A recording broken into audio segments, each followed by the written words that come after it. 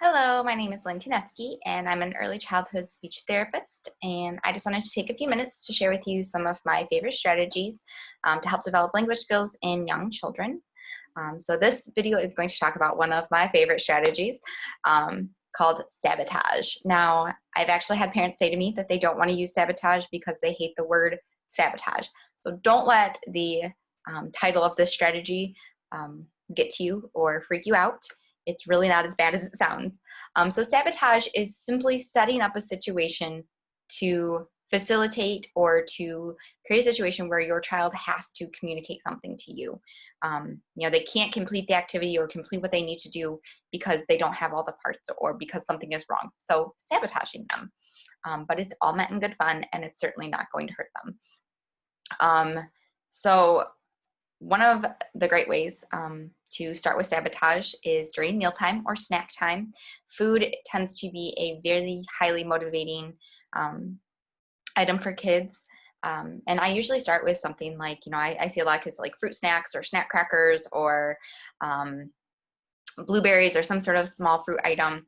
And one of the great ways to use sabotage is to only give them one at a time or a couple at a time. So, no child's going to be satisfied only getting one fruit snack. They're going to want the whole package, or one snack cracker. They're going to want a whole bunch of them. So by only giving them one at a time and then ignoring like that's what they should, that's all that they should get, or that's all that you're giving them, they're going to be motivated to want to communicate with you that they need more. And that's the perfect way to kind of help recast or model the type of communication that we want. So, you might have them at the table or have them in their chair wherever they're eating their snack, and you give them one fruit snack. As soon as that fruit snack's gone, what do you think that child's going to do? They're going to try and communicate with you. However, they're used to communicating that they want something. A lot of times I find parents will say, oh, they just point and grunt, or they start to whine.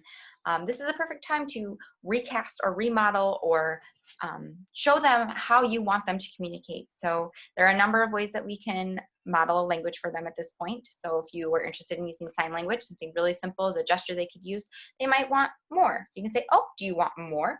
Ask for more. So you're modeling that word several times for them. They're hearing that word, they're seeing that gesture, they're making that connection of what that's going to mean, because if they say more, oh, they get more snack. And they also are going to, you can help do hand over hand to use that gesture. There are just a lot of ways to approach this, and then they get rewarded by getting more snack. After a couple times, you're going to see that them saying more is going to be a lot easier than them whining and crying and having you guess that they want more. But you're sneakily exposing them to language and making them communicate a little bit more rather than just giving them all of it at once. So a great opportunity. Another great way to sabotage is by leaving out a key piece. So say they really want to do a puzzle. Well, you can't do a puzzle if you don't have any puzzle pieces, but you only have the puzzle board.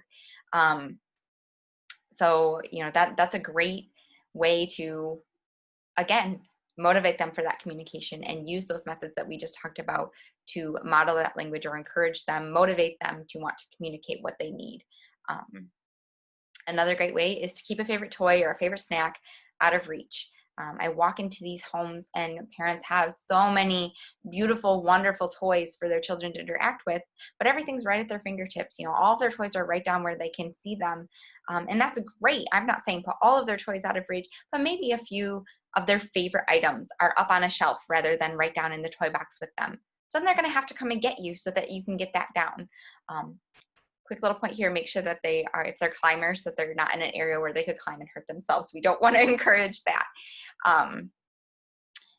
We just want to set things up for where they need help. So another thing, kind of going back to our snack option, say they want fruit snacks.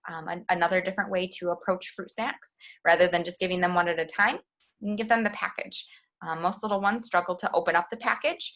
So you're setting up a situation where they're going to need your help. Like, oh, I have this wonderful snack in front of me, but I don't know how to get to the good stuff on the inside. So they're going to have to ask you help for opening that up. You can use, again, sign for help. Or modeling that language. Oh, do you need help here? Can you say help? Help, please. And the entire time you're doing that, you're modeling that language for them. They're learning how to use that word and making that connection with what they need. So again, that's kind of why Sabotage is one of my favorites, because it's just a very natural way to go about your day and to create those situations that are highly motivating and easy to build in language. It's not that intimidating. No child is getting hurt. And remember, this isn't something that you have to do every time you're interacting with your child. Not every situation has to be a sabotage situation. It's fun to just kind of throw in every once in a while to help create those situations and create those desires to communicate. Normally kids, when they learn language, and they learn all the fantastic ways that they can use language and what it can bring them access to, they're highly motivated and they want to communicate those wants and those needs and all the fun things that are going on in their mind. I hope you found this helpful. If you have any questions, please feel free to reach out.